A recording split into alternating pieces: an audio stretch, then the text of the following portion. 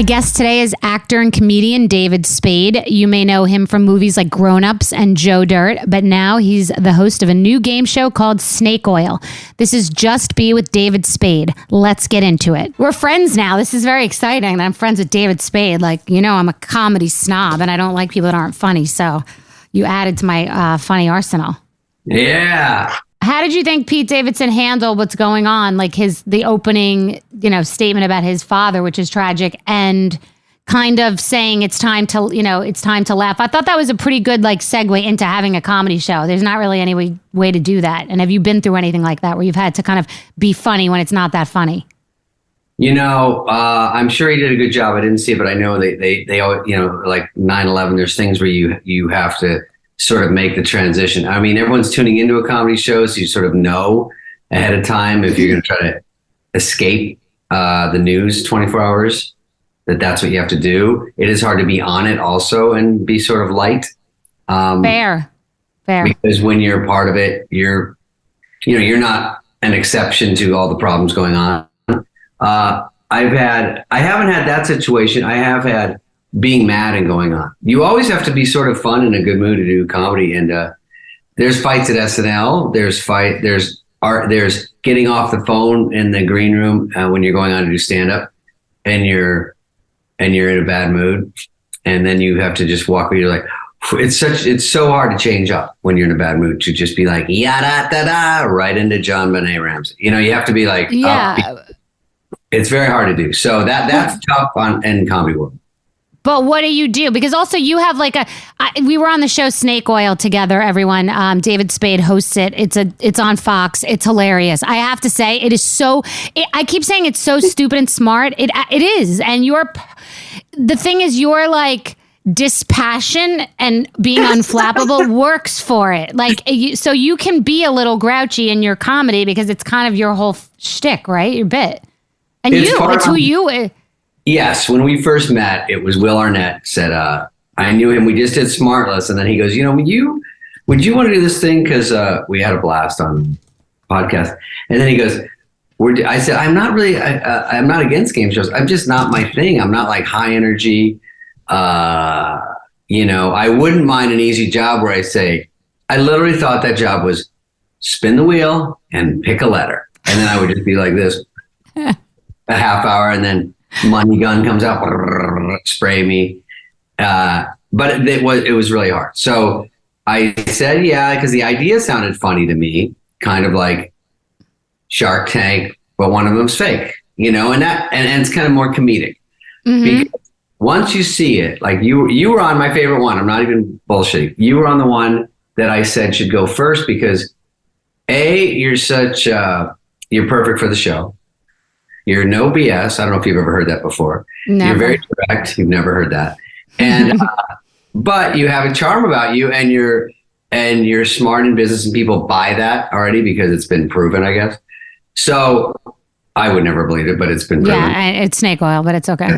So you go out there, and then you also are passionate about winning money for the person that doesn't have a lot of money. And that's a really fun thing that you don't get to do in life, really.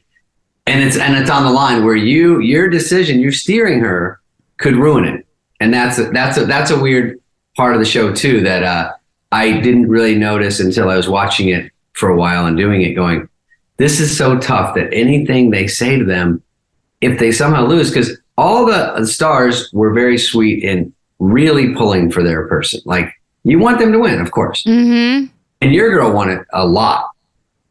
That was and we already saw that. Yeah, I don't know if my other one, I'm not going to say what happens, but in one case, the guy, he doesn't listen. He didn't even consult me. Do you remember the one when the guy didn't even consult me and then he made a decision? I don't, because I remember this one the most with the woman because she was from Arizona. I remember that. Yeah. Oh, right. Okay. The show, the way it came about, then I said, okay, let's try it.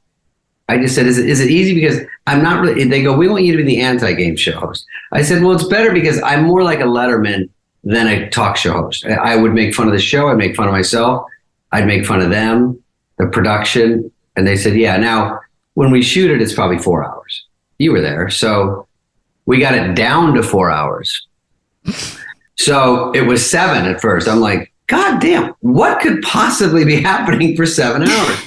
And there was a rumor that this was going to be easy at one point, but I guess that was in a separate meeting because I was busting me hump. And so we do it. And a lot of stuff gets taken away because you just really need the nuts and bolts, the show, the game, and that's it, right? So I like it because the products are actually hard to decide, which is snake oil.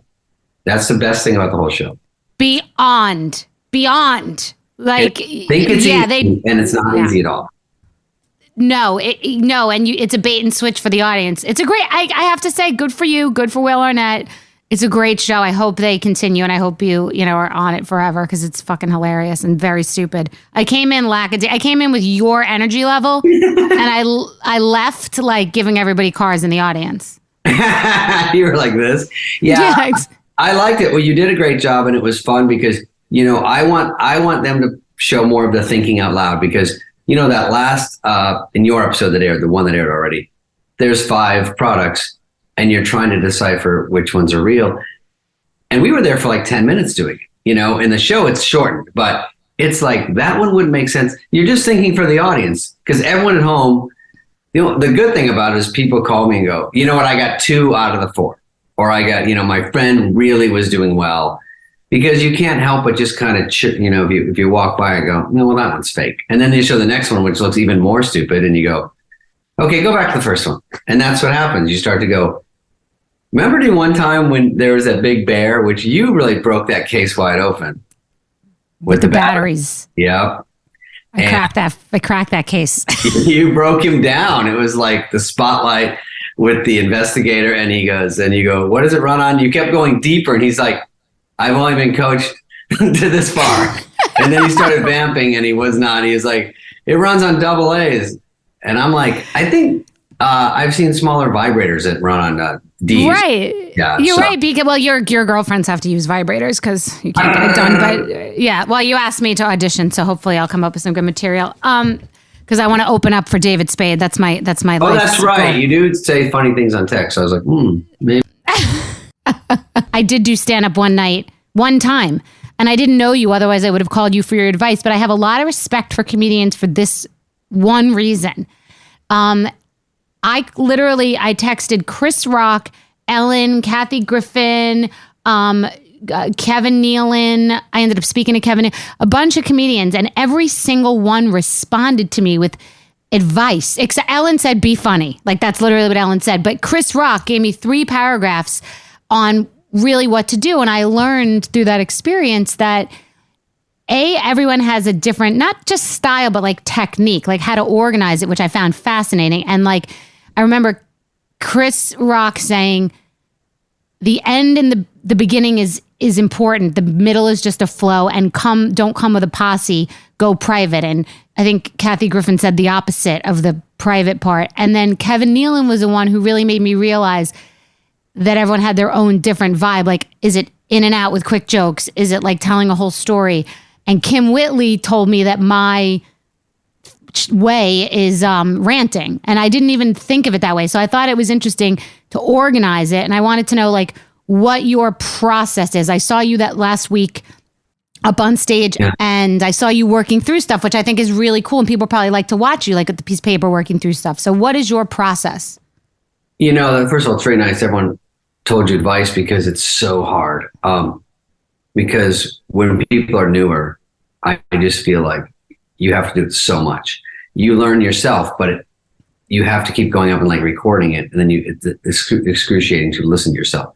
But you listen and you go, I thought that one worked, but really what worked was something I said after that. So I got to keep that. You know what I mean? And you're listening and you get down and go, because just the whole thing is a blur. It probably goes by faster than you think.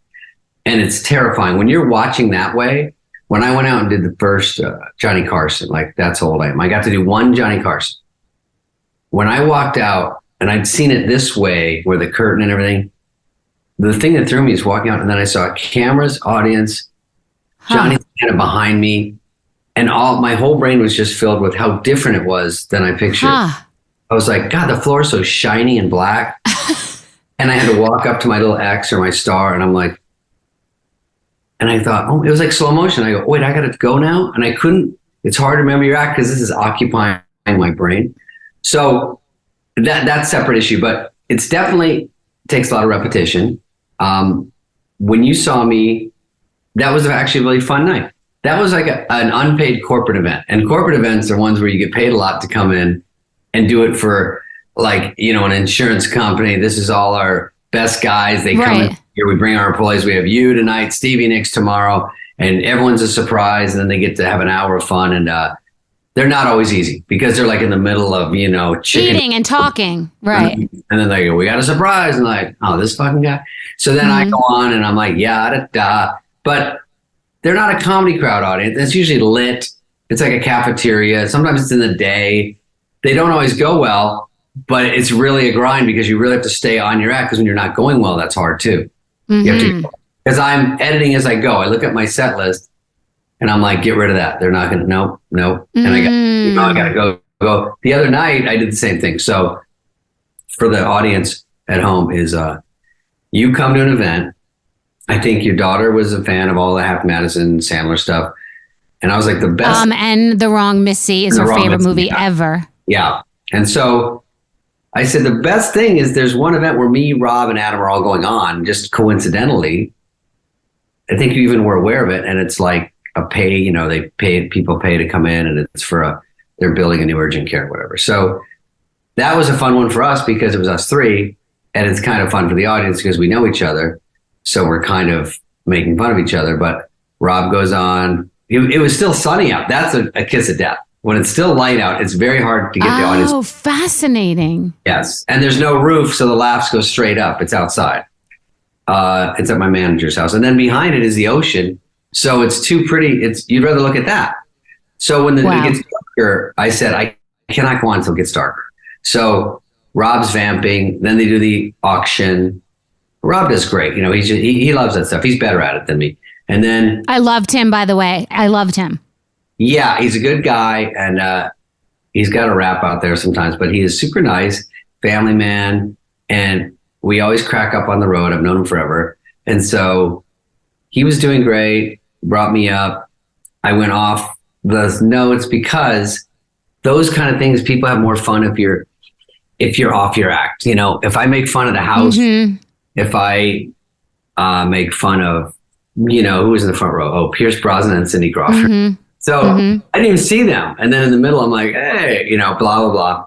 Joke. And then knowing Adam's 5 feet away laughing. And then my favorite joke was when my joke bombed, I look at my set list and I go, oh my God, this is Adam's set list. No wonder these jokes suck. I'm reading the wrong one. Adam, these are horrible. So any joke that bombed, that was a good crutch to go to. But you were laughing at which one, the dog one? David, which obviously you'll do it or not do it, but does this thing about like you're talking about the perspective. You are the dog. You're talking to us from the perspective of the dog. And we were crying. Yeah. A lot of animals I realize talk in my act. The bees talk, the dog talks.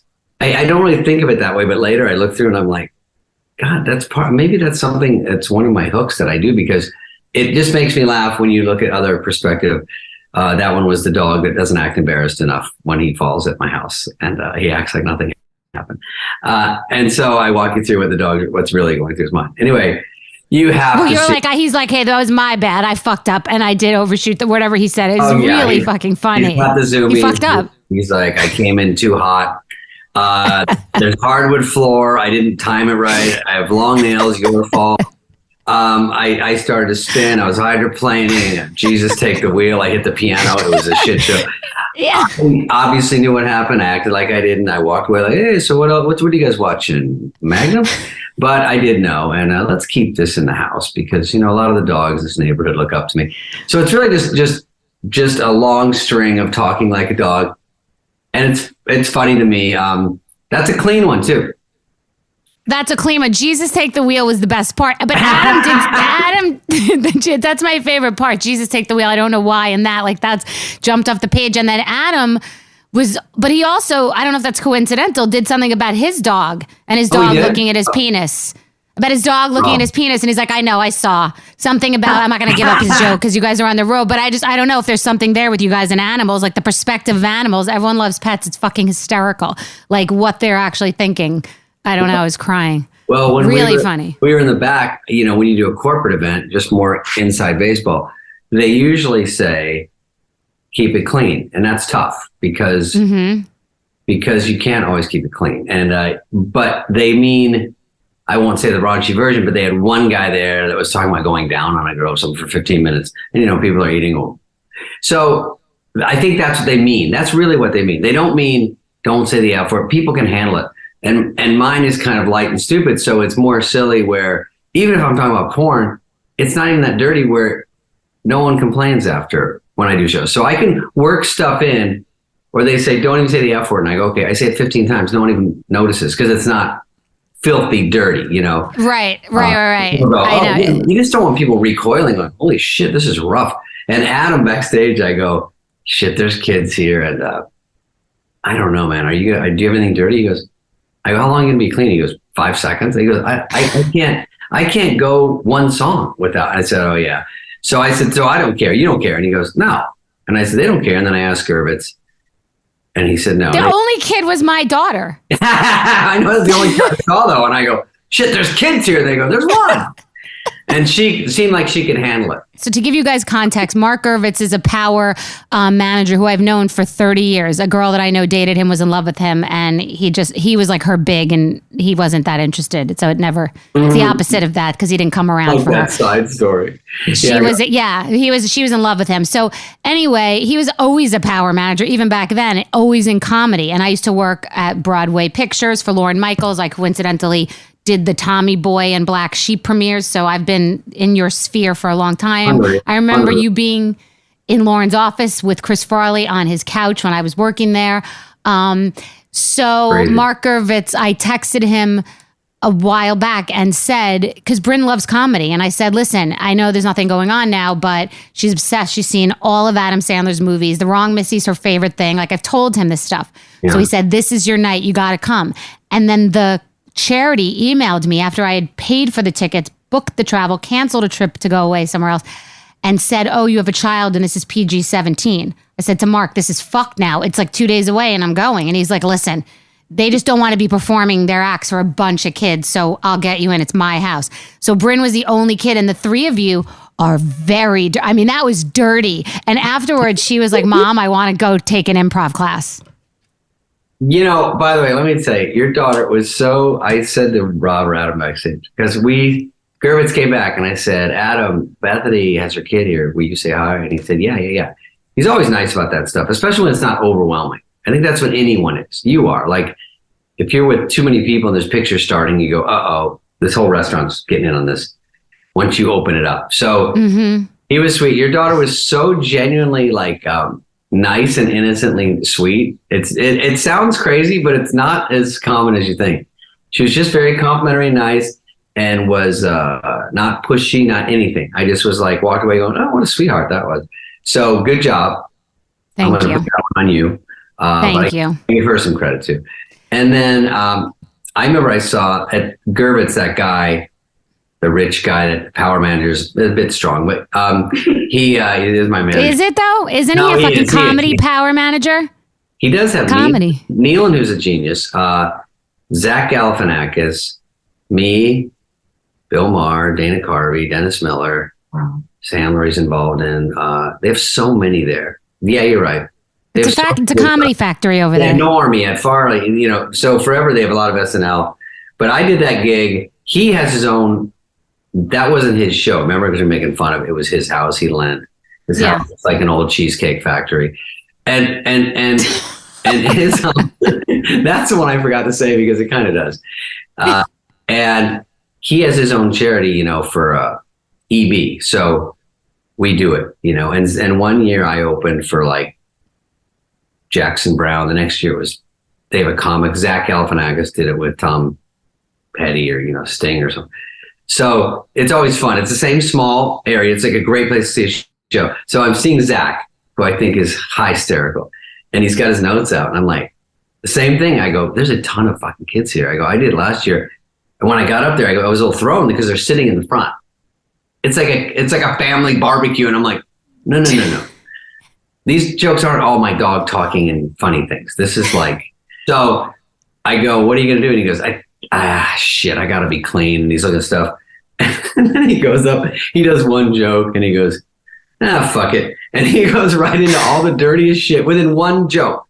I think he goes, this isn't dirty, but he goes, I saw Michael J. Fox at Shakey's and guys, he was getting a pizza.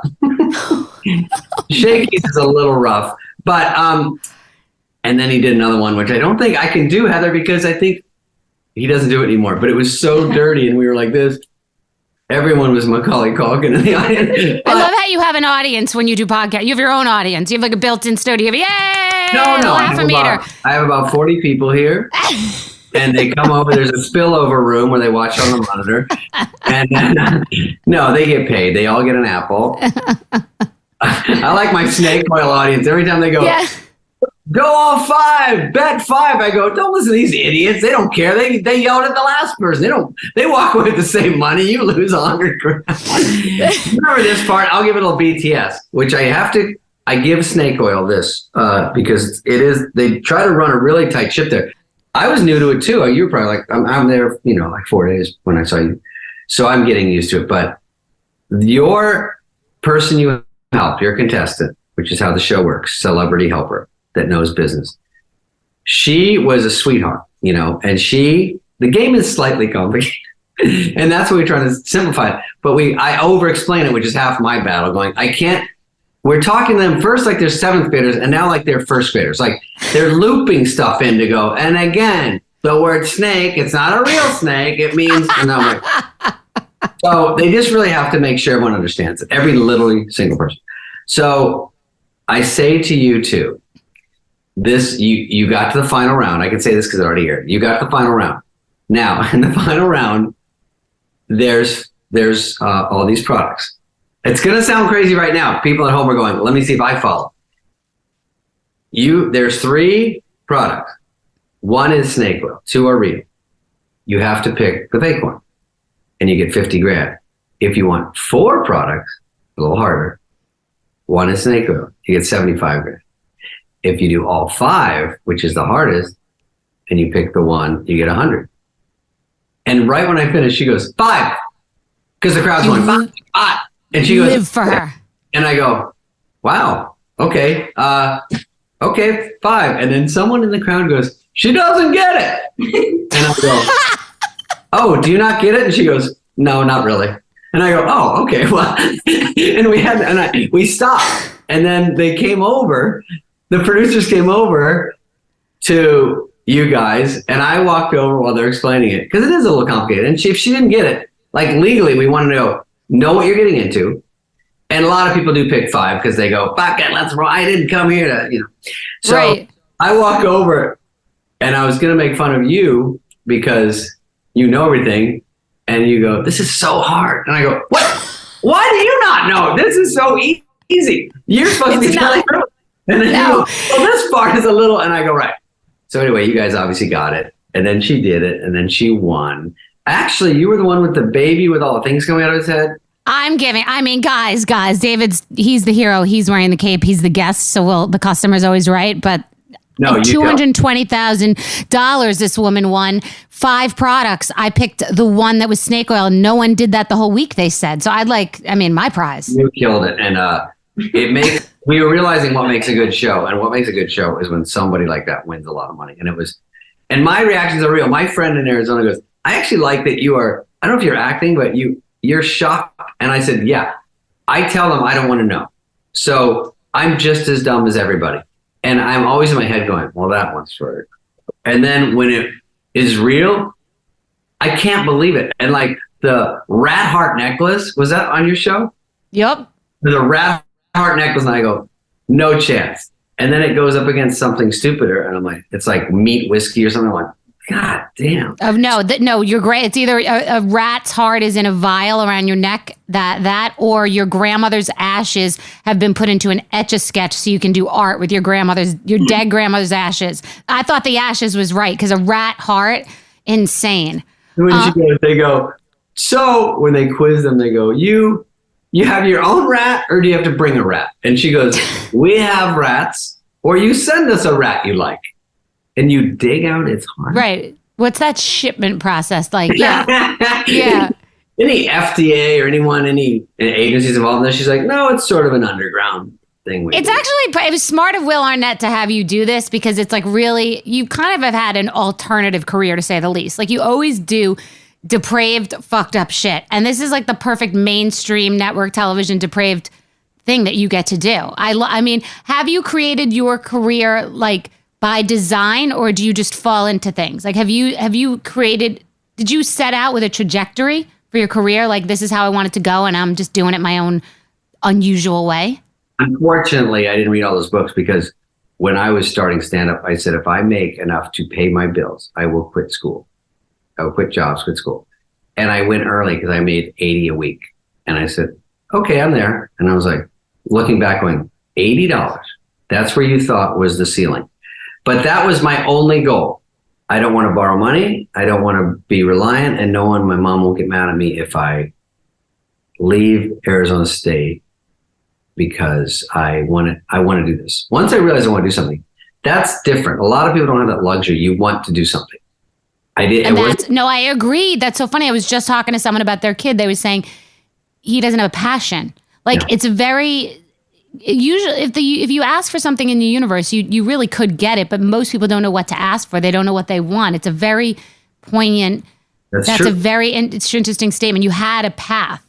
I was going into advertising because I liked that. My dad did it. My brother was doing it. And I said, I kind of like it. It had a creative feel to it. And it was sort of cool, And I said, I could do it. Any job's going to be hard. I think it's hard now because there's a lot of pressure to be an influencer, something like a pretend thing. It's the easiest thing in the world. Like I just have to either look pretty or just run around and trick people and make them look stupid and I can make money. So it's a little blurrier now. Back then it was like real jobs. It was like, you want to be a carpenter? Oh no, it had structure, you're saying. There was a little bit of structure to it. It was like a 9 to 5, blah, blah. And going into stand-up, especially in Arizona, is not the number one thing. It's like too much of a pipe dream.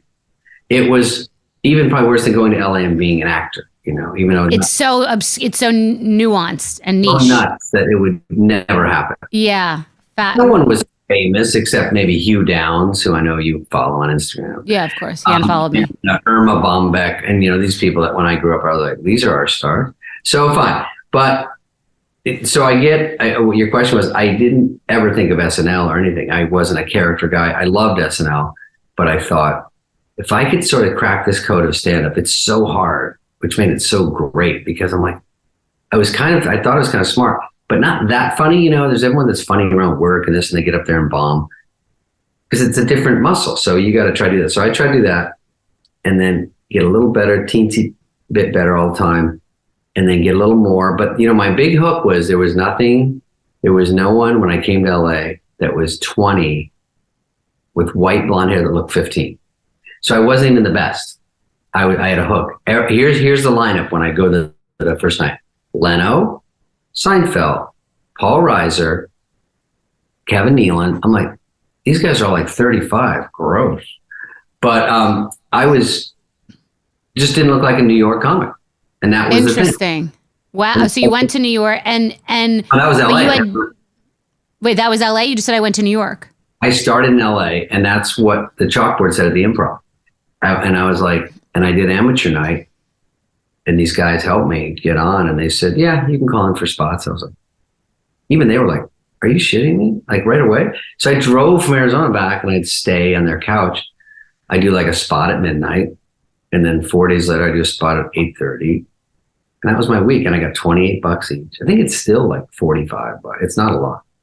And that's what I was supposed to live on. So couldn't live on that, but I'd already quit everything. Had to borrow a few bucks. And then I got a movie because I was getting a lot of auditions just because I was at the Improv as an actual comedian, but looked young. So high school parts and stuff. So anyway, I'm trying to fit in this theme of what my lofty goals were. Everything, it was not an overnight success. It was a series of small breaks that seemed like a big break. So SNL is a big break. Right, but it feels like golf. Like you're going one hole at a time. Some are more struggle, but you're moving in like a direction that you're in the car and it's going in the right direction, but you don't know where you're getting off and what's happening. Comedy Club in Arizona got me on. That was a fucking huge thing. They let me keep coming on. go to LA. The Funny Boys, this comedy team, got me an audition. That was a big break. And then I got on, and then I got to do the spots late night, and then I got to host, and then I got an audition. Then I got a little part here that I got in a Police Academy movie. Then I got on the HBO Young Comedian special with Rob. Rob got on it. We were friends back then. Rob, Drake Sather, Dennis Miller hosted it. He helped me. Gervitz, they were producing it. That helped. And then I got from that. Lorne Michaels saw that. And so it just sort of, then I turned into a writer at SNL. I didn't want to be. It was flattering, but they said, you can be a writer, performer, but mostly just write for a while. And I was like, that's too hard. I don't know what I'm doing. I'm a fucking middle act. I'm not even a headline. So I wrote there, and they're like, write for Dana Carvey, write for Mike Myers. And it was a great lesson in running with people faster than you, because every single person there was better than me. So it was very hard it took a long time to get better. Conan Do you was write your stuff now? Yeah. All your stuff? I've always wrote on SNL, wrote my own stuff, but, and you get better at it. But then once I think I'm a decent stand-up, so once you start writing sketches, it's just no one's really helping. So I have a legal pad. We don't have laptops. So I have to go to Conan O'Brien, Bob Odenkirk, Robert Smigel, Greg Daniels, who did The Office and did King. I mean, these guys are so good.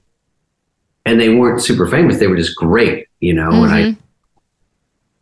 And I'd ask them, what do I start with? And and no one, they don't not care. They just are in their own lane. Mm-hmm. So they would help. Conan helped Bob. And then, Sandler came a month or two later. And then Farley and Chris Rock. So we all sort of started together. And then we all didn't really know how to do it. So you're not getting really written in something. I look too much like Dana Carvey, and Dana was the best on the show. So I'm not getting really fed. I'm in the nest like this. He gave me a little worm. And then I want another one because I get to do Weekend Update. And a week later, I'm like, now what? And they're like, you just did Weekend Update. And I'm like, I know, but I'm here every week. I got to do fucking something. Very competitive. You're saying it's very. Yeah. Or like, why aren't you on? I'm like, because it's a miracle I'm even in the building. This takes a while. Mm-hmm. So they kind of gave up on me, but doing SNL without being like a super improv, like, doing impressions and characters. So once I sort of started in the Hollywood Minute, there's different things where Lauren is like, just do more like that. Just be like the Bill Murray, where you're just kind of yourself. And that kind of clicked with me. I was like, yeah, Bill Murray in his movies is always kind of Bill Murray. And so interesting. I thought I like that because I like Bill Murray. I'm not as good as Bill Murray, but I'm saying just the idea of like, you're just kind of a version of that. I'm not immersing myself like De Niro. Right. So you've made money, you've proven yourself, you're successful, you've been in movies. What is your goal now? Like, what do you want? Why are you going on tour? What do you enjoy? What's your favorite part of this whole business? Like, what are your goals right now? All right, that's a 9-parter. The first question, well, let's go A. Chris Rock says every time, like the Wrong Missy, he goes, Wrong Missy's #1 in the world for a week or two. He goes, this will buy you 6 months in showbiz. That's all about you, really. Until people forget. And then they go, what do you do? I see people in the street, cab driver, hey man, Uber now. Hey guy, hey, you're my favorite. What do you got coming out? That's just a random thing people just say. What movies you got coming out? I go, oh, The Wrong Missy's out right now. I didn't see that. What else? What else? Dude, it took a fucking year to plan it, a year to shoot it, and a year to come out. You're already 3 years back in my movie career now. So now I got to do another one, and it won't be out for 2 more years. And guess who's still watching The Wrong Missy, though? Who still thinks about The Wrong Missy? Bryn. You and Bryn, yeah. And it's that Wrong Missy really clicked. That thing went bananas. They said it was the top 2 comedy of all time there, and then it's in the top 10 of all movies. Anyway, we got lucky with that. Anyway, so and Lauren, the Missy was the best part. So I do that, and I don't know. I do have a couple beans in my jeans. They're going away quickly. It's hard to keep making money. A lot of things some people don't know. A lot of things you don't get paid a lot for. Some things you do, shockingly. So you really probably couldn't tell if you were, hosting the Oscars. I used to think if Jerry Seinfeld was on The Tonight Show, he got $10,000. That was my number in my head. I thought he got being like 20, and you go, interesting. Go to Ellen and you get $400. And I'm working on my bits to do 15 minutes out there and try to be funny. It's like so much work, but it pays off. You're making a point. You're saying the corporate gig we talked about, that is, can be boring, or you can bomb because they're eating chicken. That pays, doing a brand deal, commercial. But the other stuff is all just marketing for that. And even the wrong Missy, I bet people think you made millions and millions of dollars. And you didn't. You made money, but it's not crazy. In the movie biz, sometimes I would never get the best comedy out there. So you get a comedy, especially at the beginning, like when I'm doing my first movies after Tommy Boy, was very lucky to get it. That was Lauren. Mm-hmm. So here I am doing those. But when I'm off on my own, I'm not getting Sandler's movie. They go to back then, maybe Will Smith or, Sandler was blowing up or whoever, and whoever the big comics were. And so I'm getting ones that are dinged up a bit, scripts that were passed on, but they go, hey, we still want to make it. We want to make a movie with you. Can you look through this pile of dog shit with cobwebs on it? See if you can find something. And so it was up to me to go, let me take this, rewrite it. And that was luckily to have some skill of writing and say, nice. I didn't know that. That's amazing. We can make it a releasable movie. And it's very hard. And then we came up with our own ideas, like Dickie Roberts, former child star. So that's a unique idea that even Paramount said, we actually like this so much, we want to buy you out and give it to Jim Carrey. And we want to make a $100 million movie. Wow. So, wow. And then you've been the bridesmaid a couple of times. Yeah, but I did it, and I said, I get the business. I don't, and I think it was John said, I know you heard this rumor. It's crazy, and I said, John, even if it's not a rumor. Who's John? John Goldman at Paramount. Oh, okay. He was a green lighter over there. And he said, we had talked about that, but we were going forward with this. We just love the idea. And I said, John, you come to me and say, you want Jim Carrey at the height of his career? I get it. It is just business. I don't think you hate me. I just think you're just on a chart going, we can have a Jim Carrey movie this year. You know what I mean? That kind of thing. So I get it. But it's been a tough battle of just writing, helping, punching up anything I get, try to make it better. So when you say, what do you take? I take something, and you sometimes take an opportunity where you think you can make it better, because you're not always going to get a ton of opportunities. So when you're in acting class, go, I don't do TV, I don't do this. You go, take something and be so good. They have to notice you.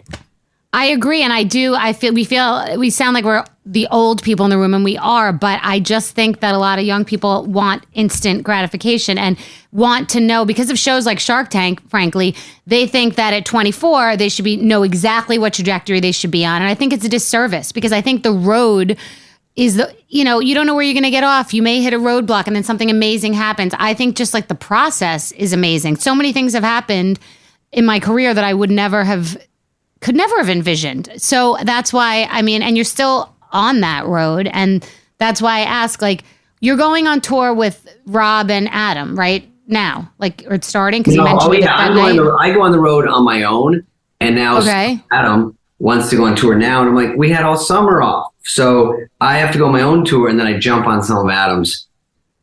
If it's not. But is that like the band is back together? Meaning, because it's boring at our age. You know what I mean? It's boring at our age.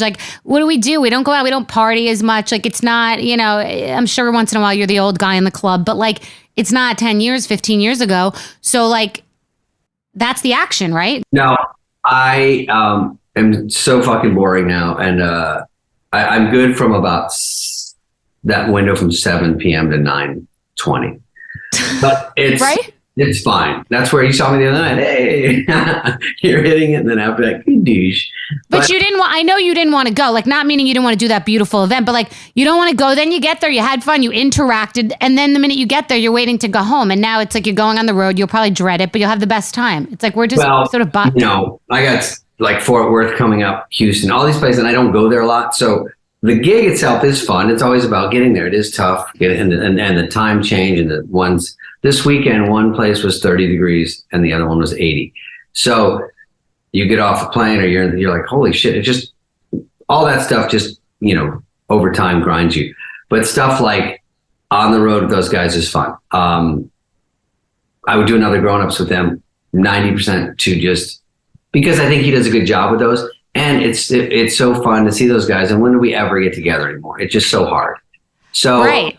I love that. And I think Adam takes his time to make sure those are good family movies in the background. I mean, we're keeping the lights on at TBS. Have you noticed it's on 24 hours? Yes. Yes, but I see that in him too. He was making a joke saying he's bored.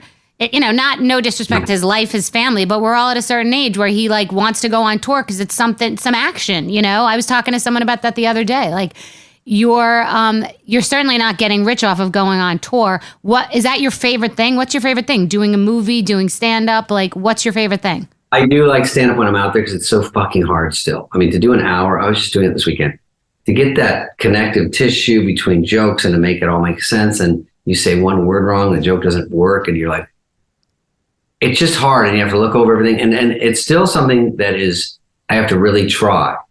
I wrote something this morning, and I'm like, I got to try to work that in. I'll sandwich it between two things that work in case it doesn't. Because when you're on the road, they're paying a lot. And I owe them a good show and I owe them not to walk through it. So I have a casual sort of demeanor out there, but it doesn't mean it's all not spinning in my head because I have to go that. And right. That's hard. That's one of the hardest things to do, the tour. But it's fun. Movies are fun, but they're a grind. That's a 5 a.m. to 8 p.m. every day, and there's no life to speak of. And then, but when they come out, it's really fun. Wrong Missy came out, it's so fun. Because you see it all together and you're like, fuck, that's right. Oh, that. And that's really good when people get into it. And then I don't even know what else I do. The podcast with Dana is always fun because Dana. Well, by the way, I've heard. I mean, I've literally never even listened to. I've never listened to a podcast. I'm going to listen to your podcast because I've heard it's amazing. And what's that? What? If you like comedy and there's an SNL feel to it, most people have been on SNL or have hosted or have written on it. I need to tell you that I've been mentioned on SNL a bunch of times, and you don't understand. It's like the crown. It's my crowning glory. You don't get I tell this story to anyone who will listen, and no one has really listened, so it's going to be you. In college and at NYU, I got an internship through Gary Considine at SNL. But NYU wouldn't give me credit. And SNL said, we can't give you the internship unless you get credit. And I went, I was in some loophole. And so I never got to do it. Oh, God, this is David Spade in a nutshell. Bryn and I are backstage talking to David Spade from The Wrong Missy, talking to David Spade. Then he has to leave the conversation, go on stage. We don't have a spaceship. So, I don't work at NASA. So we go and walk briskly to get to our seats. Like, sorry, everybody, take your seats. Like, it was us. We were just fucking talking to you. I made fun of you coming in late. Yes, yeah. From talking to you. Because I took the shortcut. Yeah, you went directly on the stage. Yeah, we were patrons. Okay, so that was my only big regret, like not doing that. Just to be in that space was my dream. You got to see Farley in the primo. Yeah, but I was a loser in the other room. Like you guys were, you were talking to Lauren and you were guys laughing in that room. And I just would, to your point before about get on the road, I never planned an event in my life. I just raised my hand and was like, I'll plan the Tommy Boy premiere. I'll plan the Black Sheep event. Like I just wanted to be in that space. So when Maya Rudolph during the pandemic as the Statue of Liberty, and everyone's talking about what they've been through. And she's like, we've been through this. We've been through Bethenny Frankel. Like, as if I'm a plate, which I am, as you know, because you worked with me.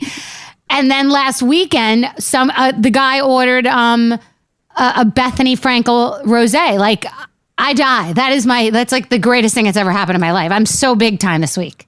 Yeah, it's pretty big because I think it's great that during Black Sheep you had sex with Farley in Lauren's office. That's something.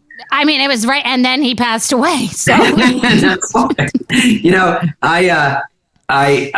being mentioned on SNL is hard to not get mentioned in negative light. That's the hard part. I laughed at the sketch about me 3 days in, like, and this guy's David Spade. Like, Rah! I'm like, let me get out of the fucking building, Jesus! Like, you can't make fun of me immediately. That's really off. I'm big. Here's my question about you. I know you don't like to talk about the stuff you do.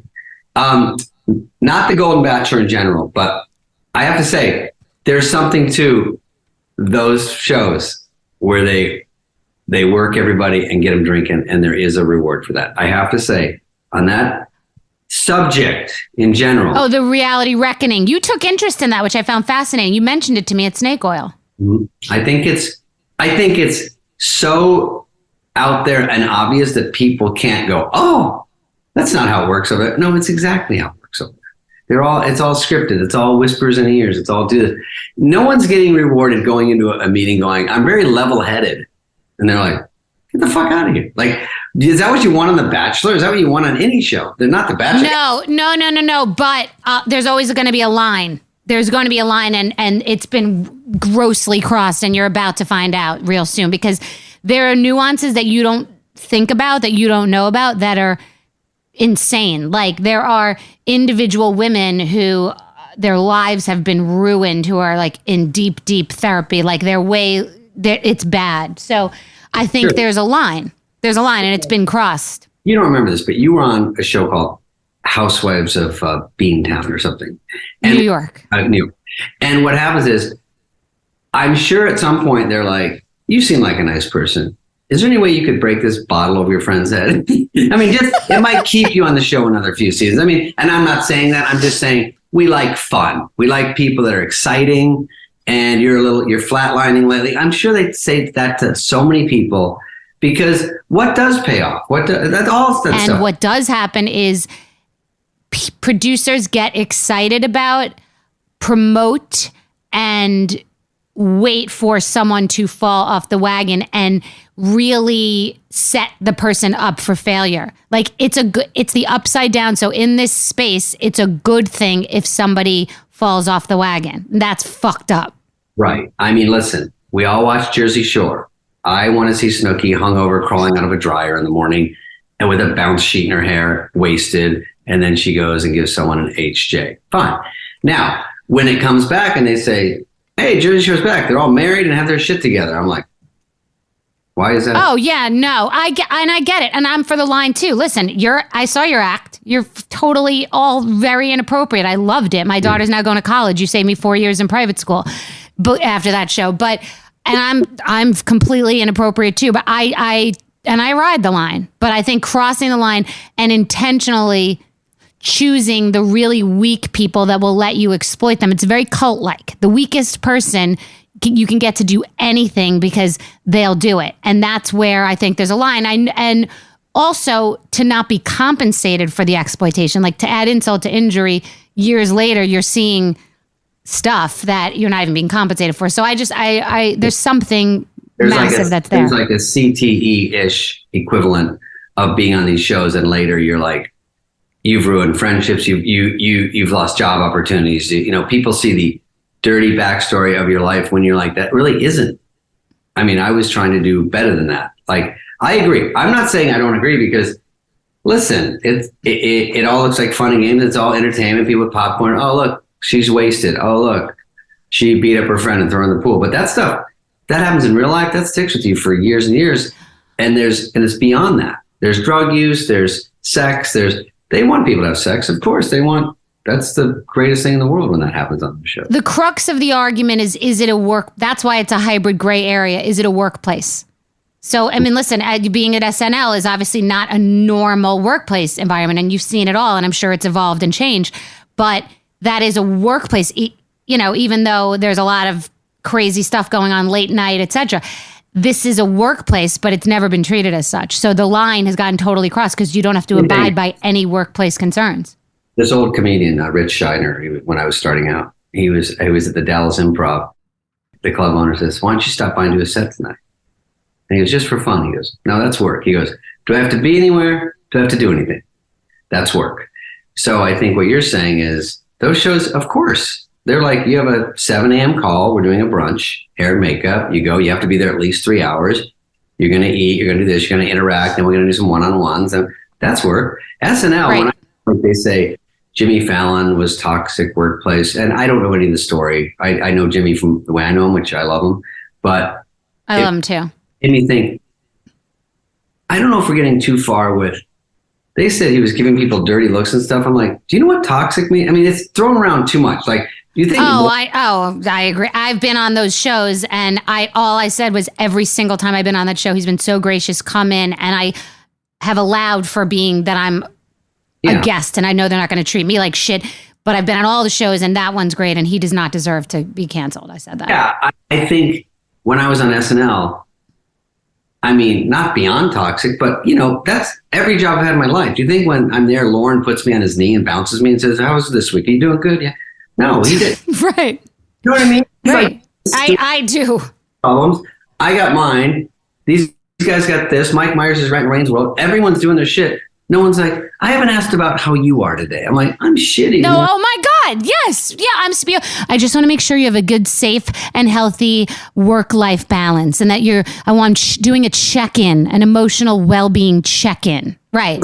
They're like, good, quit. Like, one less. Like, we don't. Oh, I came up working for Jerry Bruckheimer. Like, it was called, you know what that was like. Yeah, I was a busboy. I was a dishwasher. No one is calling me. I could go, this place is so toxic. I'm like, what do you mean?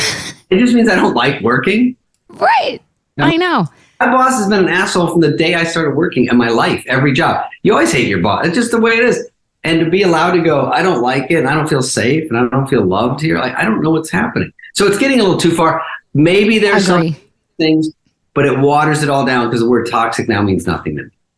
Oh, by the way, and I'm on your side. I'm on the Jeffrey Katzenberg. If you don't come to work on Saturday, don't bother coming in on Sunday, or whatever that line was. He said, I'm with you. I don't complain. There's no lunch break when I came up.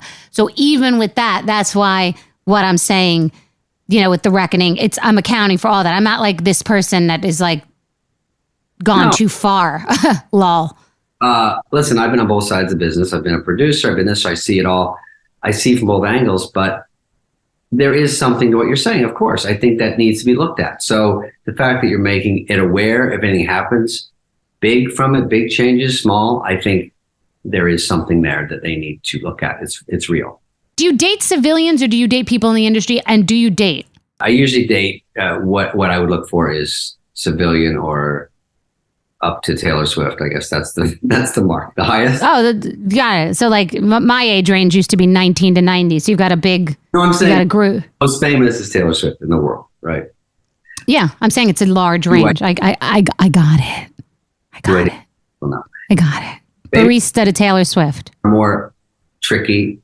There's more layers of problems, and the more people know about what you're doing in your life and dating and all that, it seems to exponentially add to problems in the relationship, because everyone has an opinion, everyone has this. So I sort of like people that keep things down. So yes, I would date civilians and all that stuff. But I remember wise Chris Rock once gave his friend advice when I was at the table where he said, I want to date, I think he said, I would love to go out with Rihanna. He goes, why don't you date a hostess that looks like Rihanna?